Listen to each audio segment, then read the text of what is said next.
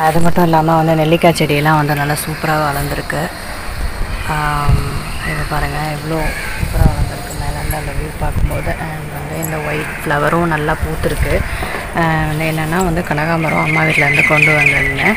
ஏன்னா ஏற்கனவே வந்து நம்ம பழைய வீடியோஸ்லாம் பழைய வீட்டில் ரெண்ட் ஹவுஸ்லலாம் வந்து கனகாமரம் எனக்கு ரொம்ப பிடிக்கும். அது அந்த எல்லோ கலர் ரொம்ப அழகாக இருக்கும், க்ளோயிங்காக சன்ஷைன் அப்போ வந்து பார்த்திங்கன்னா நல்லா கோல்டன் கலரில் இருக்கும். ஸோ இது நல்லா வந்து வளர்ந்துருச்சு அண்ட் பூக்களும் பூத்துருக்கு. அண்ட் இந்த கொய்யா வந்து இன்னும் பெருசாக போயிட்டே இருக்குது. இவ்வளோ பெரிய சைஸ் ஆகிடுச்சு. சரி தானாகவே அது என்ன பண்ணுதுன்னு பார்க்கலான்னு வந்து விட்டுட்டேன். அண்ட் இன்றைக்கி வந்து சங்குப்பூ பார்த்திங்கன்னா நிறைய பூத்துருக்கு. பட் எனக்கு பறிக்க டைம் இல்லை. பார்த்திங்கன்னா வந்து இது கத்திரிக்காயெலாம் வந்து நல்லா வெடிச்சிருச்சு.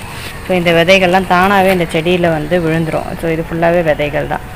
ஸோ இது வந்து நிறைய செடிகள் முளைக்கிறதுக்கு ஹெல்ப் பண்ணும். அது வந்து அதனுடைய பீரியடில் தான் நல்லா வளரும். அண்ட் இங்கே வந்து பார்த்திங்கன்னா சேப்பக்கிழங்கு, சும்மா சேப்பக்கிழங்கு ஒரு 2 தான் வந்து ஊனி வச்சேன். அது நல்லா துளுக்க ஆரம்பிச்சிருச்சு. பார்க்குறதுக்கு இந்த லீஃபே வந்து கிழங்கு வருதோ இல்லையோ இந்த லீஃப் ரொம்ப அழகாக இருக்கும்.